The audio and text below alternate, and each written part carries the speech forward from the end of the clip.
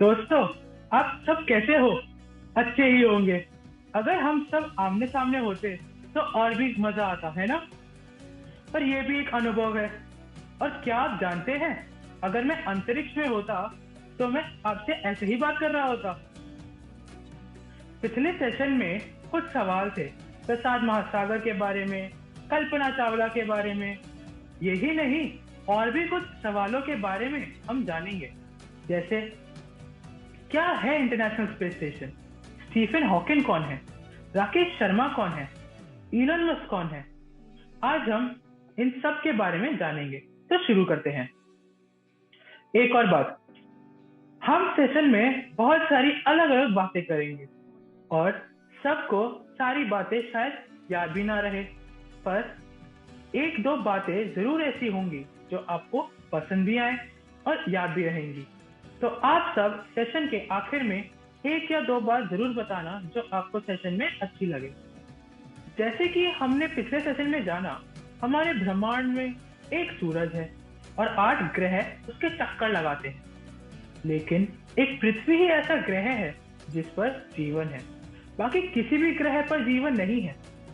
सूरज पे हम जा नहीं सकते क्योंकि वो आग का गोला है। चांद पृथ्वी के चक्कर लगाता है और इंसान चांद पर जा भी चुका है। कई सदियों पहले इंसान को जिज्ञासा हुई कि आसमान के उस पार क्या है। वो सदियों तक दूरबीन से देखकर खोजता रहा। पहले इंसान ने ये माना कि सूरज पृथ्वी के चक्कर लगाता है, फिर माना कि पृथ्वी सूरज के चक्कर लगाती है। जब इंसान पृथ्वी से ब्रह्मांड को देखते देखते थक गया, तब उसने आसमान के उस पार जाने का सोचा। कई सालों की मेहनत के बाद एक देश, रशिया, जिसे पहले यूएसएसआर कहा जाता था, वहां से एक रॉकेट लॉन्च हुआ और पहला इंसान जो स्पेस में गया उसका नाम था यूरी गैगरिन।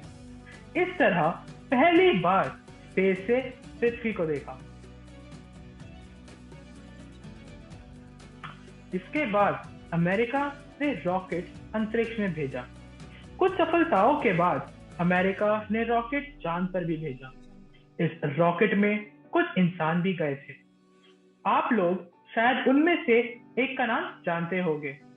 पहला इंसान जिसने चांद पे कदम रखा उसका नाम था नील आर्मस्ट्रॉन्ग। कुछ सालों बाद इस दौड़ में अब भारत भी शामिल हो गया, जब राकेश शर्मा रशियन रॉकेट में बैठ के स्पेस में पहले इंडियन बने।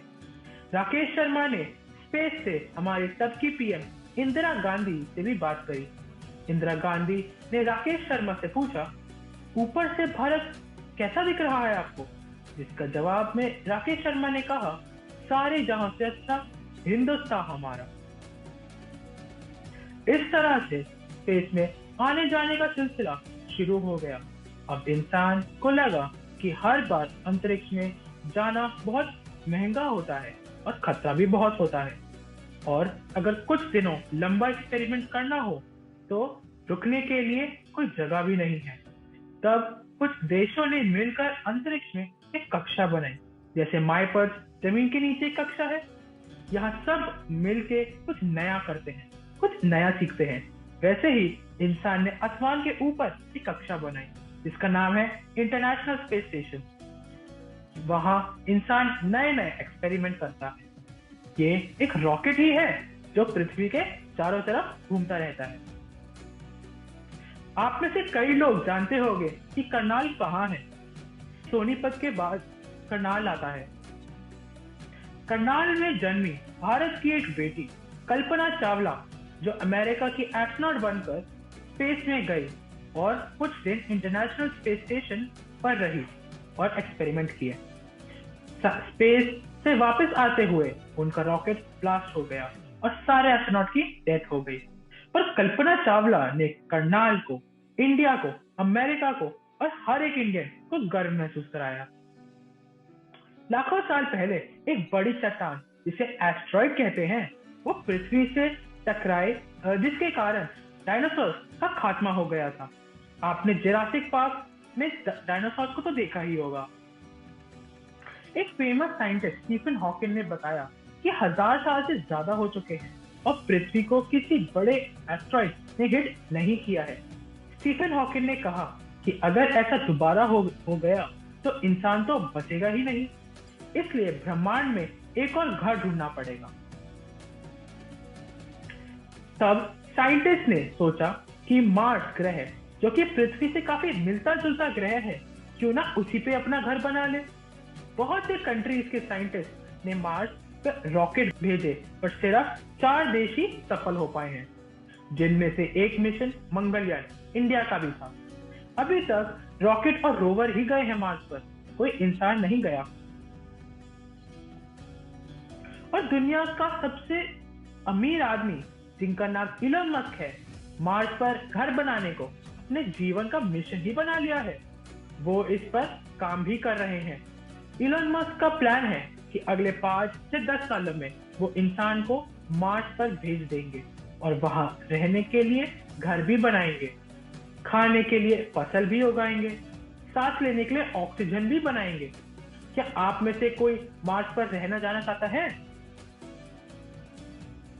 मार्स चलो फिर भी दूर है, चांद पास है और उस पर इंसान जा भी चुका है। अमेरिका की स्पेस एजेंसी नासा चांद पर दोबारा जाने के लिए काम कर रही है और कुछ सालों में चांद पर इंसान जाकर रहना शुरू कर देगा। इस पे काम शुरू हो चुका है।